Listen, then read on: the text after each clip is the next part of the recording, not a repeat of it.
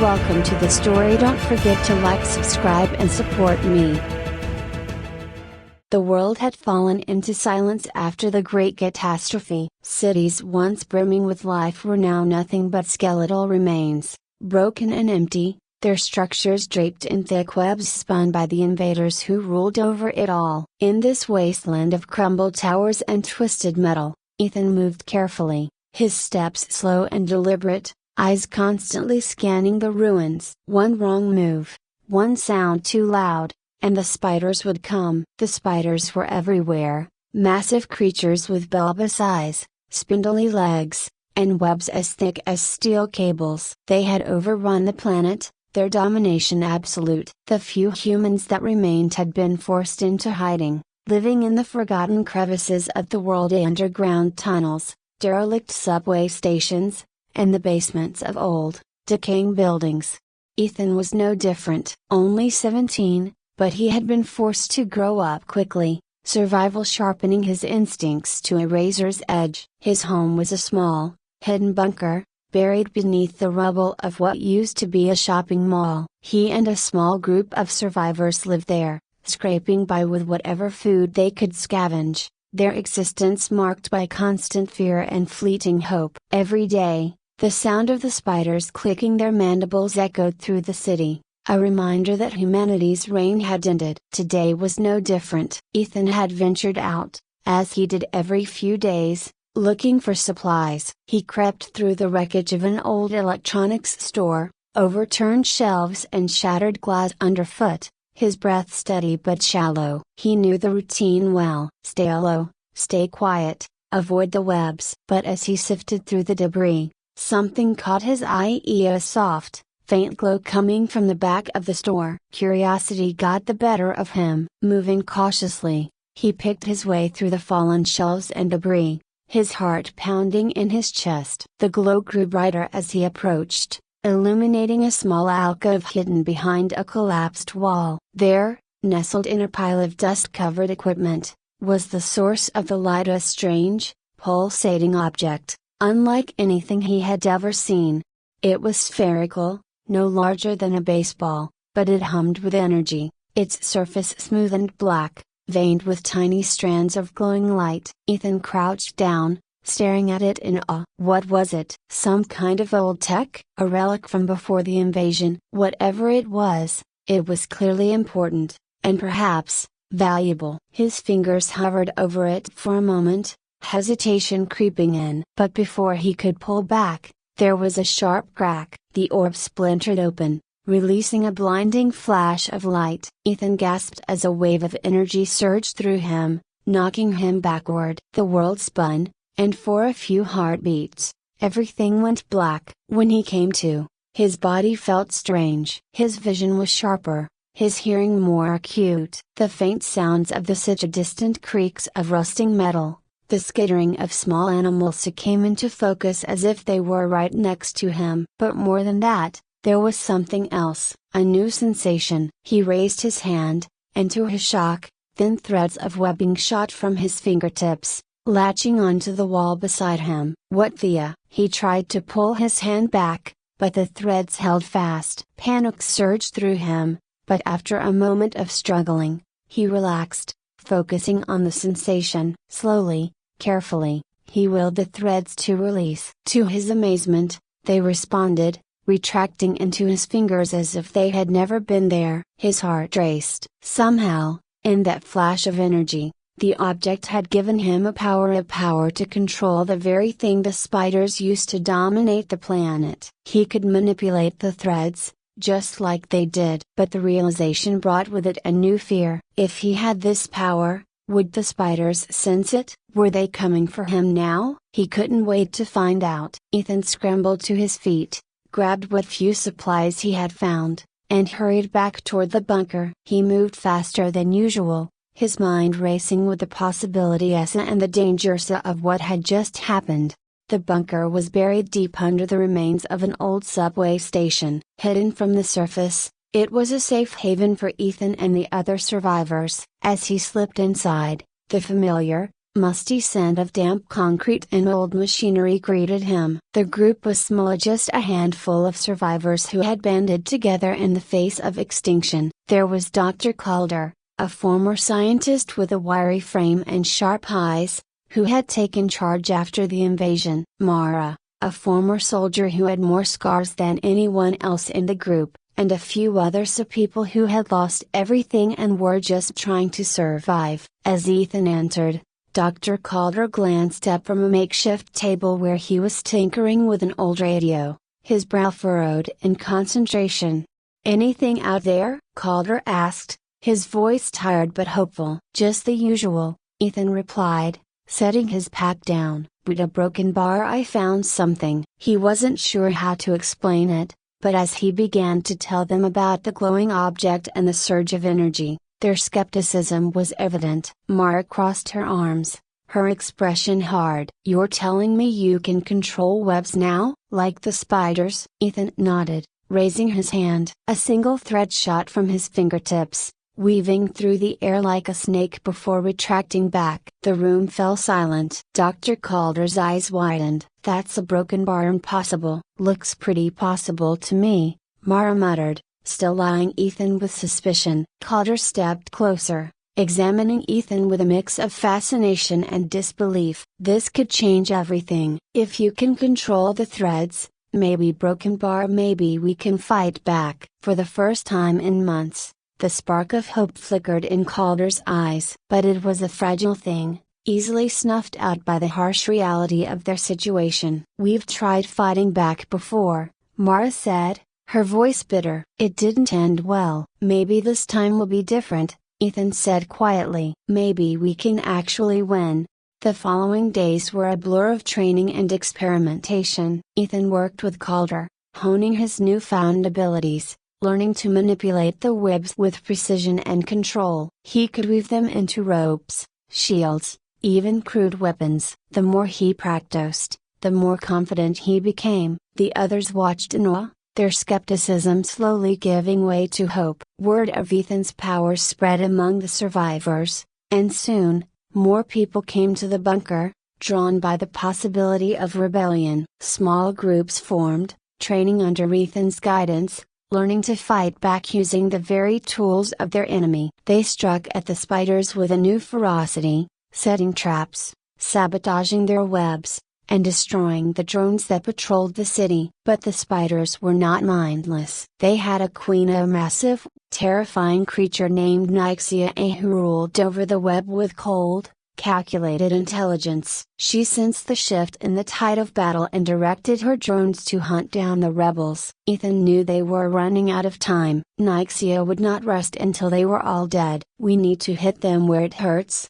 Calder said one evening as they huddled around a flickering lantern. "Their central web fortress. It's the heart of their operations. If we can take it out, we might have a chance." Ethan's mind raced as he considered Dr. Calder's words. The central web fortress. It was the heart of the spider's empire, the place where Nyxia controlled her vast network of drones and soldiers. To take it down would be a suicide mission, yet it was their only chance. The small underground bunker buzzed with quiet murmurs from the survivors. They had grown from a handful of desperate individuals to a ragtag army, all rallying behind Ethan and his unique power. The ability to manipulate the threads had transformed him into more than just a scavenger. He was a symbol of hope, something they had long since forgotten. But Ethan knew that hope alone wouldn't win the war. "We'll need a plan," Ethan said, his voice steady but heavy with the weight of what lay ahead. Calder nodded, his brow furrowed. "The fortress is heavily fortified. Spiders and drones patrol every inch of it. Even getting close will be nearly impossible." "Nearly," Ethan corrected, his fingers unconsciously twitching as he spun a small thread between them. "But not impossible." Mara leaned forward, her sharp eyes narrowing. "You're talking about going in alone, aren't you?" Ethan met her gaze, unflinching. "I can move through the webs like they do. If anyone stands a chance of getting in undetected, it's me." "But I won't be alone." Mara smirked, her lips curving into a grim smile. "Damn right, you won't be. I'm coming with you." Calder sighed, rubbing the bridge of his nose. This isn't a decision to be taken lightly. If we fail, we won't fail, Ethan interrupted, though doubt gnawed at the back of his mind. This is what we've been building toward. Every raid, every trip, it's all been leading up to this. If we don't take out Nyxia now, we're finished. The room fell silent. Everyone knew the truth of Ethan's words. The resistance had grown bolder, but so had the spiders' response. It was only a matter of time before Nyxia found them, crushed them, and snuffed out the last remnants of humanity. Ethan stood, the decision made. We move at dawn. Gather everyone who's ready. We'll hit the fortress with everything we've got. The night passed slowly, the air thick with anticipation and fear. Ethan barely slept, his mind racing with the possibilities of what could go wrong. He knew the risks at every step of the way would be fraught with danger. But as dawn broke, there was no time for second guessing. The small group of rebels gathered at the bunker's entrance. Ethan, Mara, and a handful of others who had volunteered for the mission. Faces grim, but resolute, Dr. Calder handed Ethan a small device, no bigger than a palm. The disruptor, Calder explained. It's not much, but it'll interfere with Nyxia's communication network long enough for you to get close. Once you're inside, plant it in the heart of the fortress. It should cut off her link to the drones. Ethan nodded, tucking the device into his belt. And after that? After that, Mara said with a fierce grin, we take her down. They moved quickly, navigating through the ruined city streets,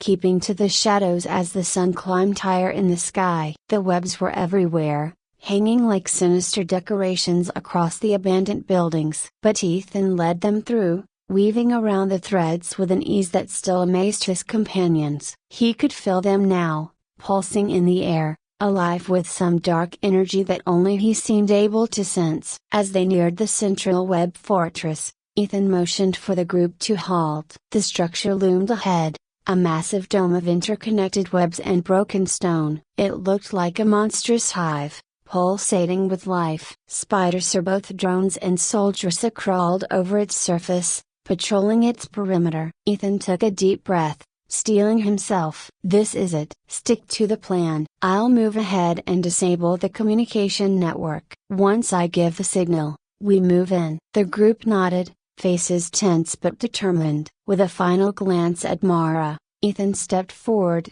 weaving his way through the webs toward the fortress. His fingers worked instinctively, manipulating the threads to part before him, leaving no trace of his presence. He moved silently, his heart pounding in his chest as he slipped past the patrolling drones, each one a hair's breadth from spotting him.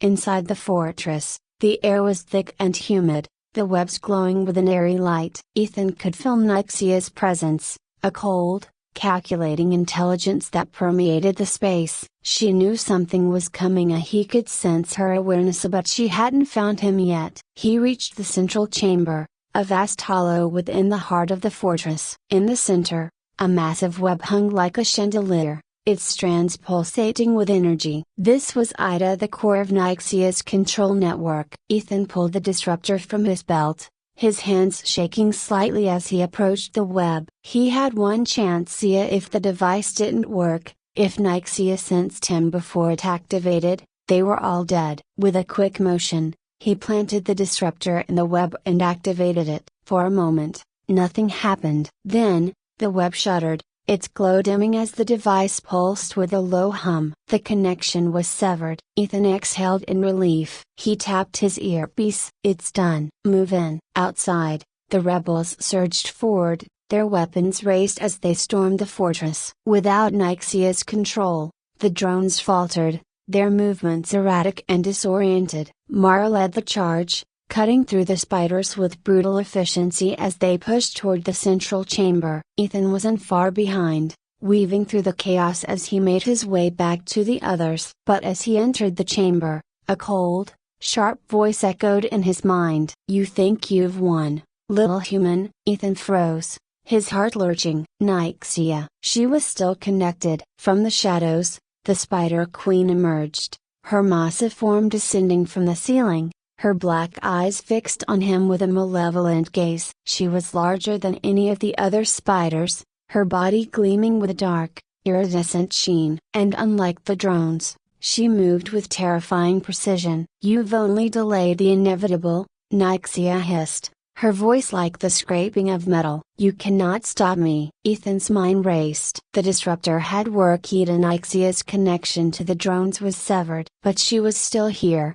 still powerful. He backed away slowly, his fingers twitching as he prepared to summon the threads. "You're wrong," Ethan said, his voice steady despite the fear tightening in his chest. "This ends now." Nyxia lunged, her massive legs slicing through the air as she attacked. Ethan reacted instinctively, his hands moving in a blur as he summoned the threads, weaving them into a thick barrier that blocked her strike. But Nyxia was relentless, her attacks coming faster and harder with each passing second. Ethan fought back with everything he had, using the threads to entangle her legs, to strike back with sharp webs that cut through the air. But Nyxia was stronger than any spiders he had faced before. She tore through his webs with ease, her movements fluid and deadly. "You are nothing," Nyxia spat, her eyes gleaming with hatred. "Just another insect to crush." Ethan gritted his teeth, his muscles burning as he fought to keep up. He could feel himself weakening,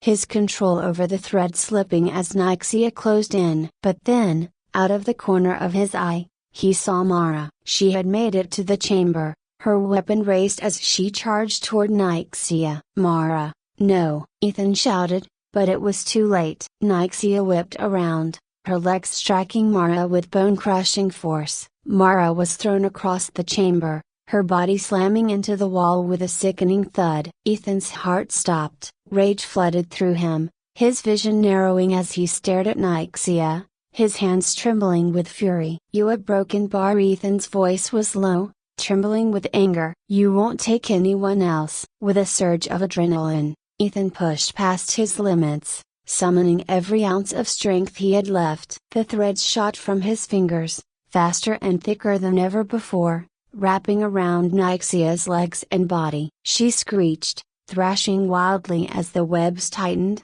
binding her in place. Ethan moved quickly, weaving the threads into a complex pattern, trapping Nyxia in a cocoon of her own making. She struggled, her body convulsing as she fought to break free, but the webs held firm. "You will not win!" Nyxia screamed, her voice filled with desperation. Ethan stood over her, his chest heaving as he stared into her black, soulless eyes. "I already have." With a final motion, Ethan tightened the webs, crushing the life out of the Spider Queen. Nyxia's body went still, her legs twitching once before collapsing. It was over. Ethan collapsed to his knees, his body trembling with exhaustion. The chamber was silent, the only sound the faint hum of the disruptor in the background. The fortress was still. He looked over at Mara, relief flooding through him as he saw her stir, groaning as she pushed herself to her feet. "Nice save," she muttered. Alt-wink-ing as she stood. Ethan smiled weakly. "Couldn't have done it without you." The others soon joined them, their faces a mixture of disbelief and triumph. They had done it. Nyxia was dead. The spider's reign was over.